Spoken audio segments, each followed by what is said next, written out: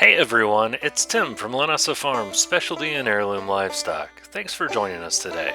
As always, you can contact us at our website at www.lanessafarms.com, send us an email at customerservice@lanessafarms.com, or give us a call at the number listed below. Today we're continuing our Small Farm Snapshot series, talking about buckwheat. All of our videos are custom made for our customers. If there's a topic you'd like us to cover or a question that you would like answered, please feel free to contact us and leave your feedback. Don't forget to subscribe, and if you enjoy our videos, please give us a thumbs up. Without further delay, let's get started talking about buckwheat. What is buckwheat? Well, before we get started talking about what buckwheat is, we should probably take a moment to talk about what buckwheat isn't. Buckwheat is not related to wheat at all. As a matter of fact, it's related to rhubarb and it's gluten-free. Buckwheat grows extremely fast. Within 10 to 12 weeks, buckwheat has a full head of grain that's able to be harvested.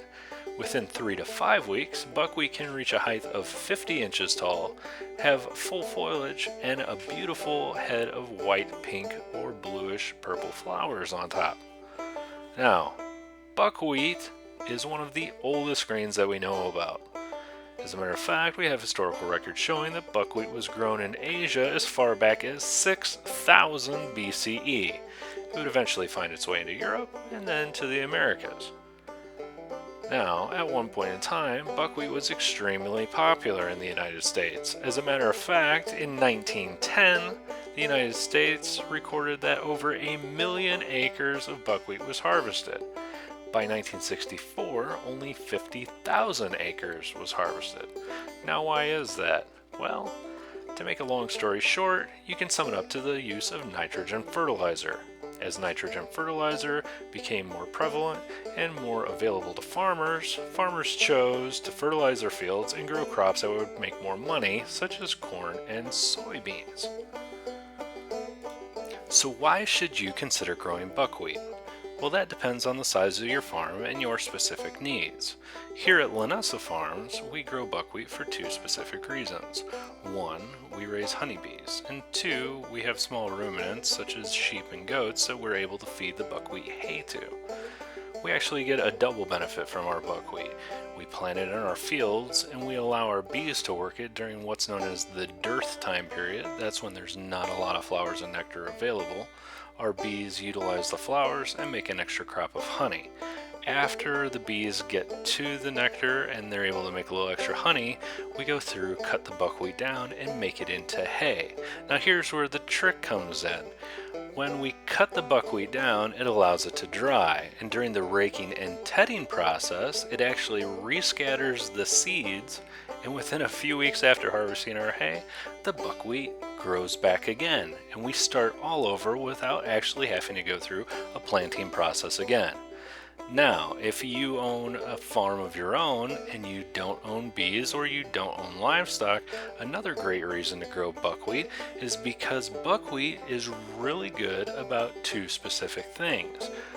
The first thing is that buckwheat does not require a lot of nutrients in the soil. As long as you keep its feet relatively dry, it'll grow relatively well.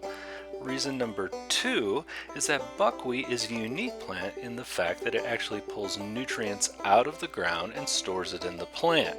Nutrients such as phosphorus. Now once that plant dies or it's turned back into the ground, it'll help to release those nutrients and help later crops grow better. There are a few considerations that you might want to think about before you decide if buckwheat is right for you or not. The first thing is the soil.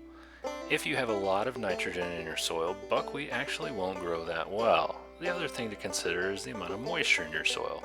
If your soil is extremely wet or extremely dry, it may hurt the buckwheat. Extremely wet feet can cause it to shrivel and die. Extremely hot temperatures make it shrivel up and die as well. So just a few things to consider before you consider planting buckwheat on your ground that you currently own.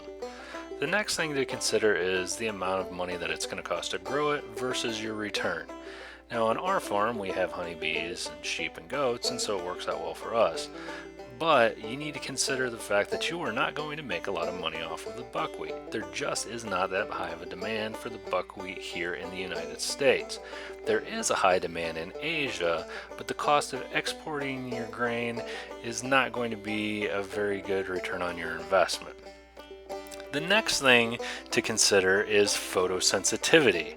Now, I spent some time talking to you about how we utilize the buckwheat for hay here on Lanessa Farms, but a few animals can have a really bad sensitivity reaction to buckwheat if they eat too much, specifically horses and cattle.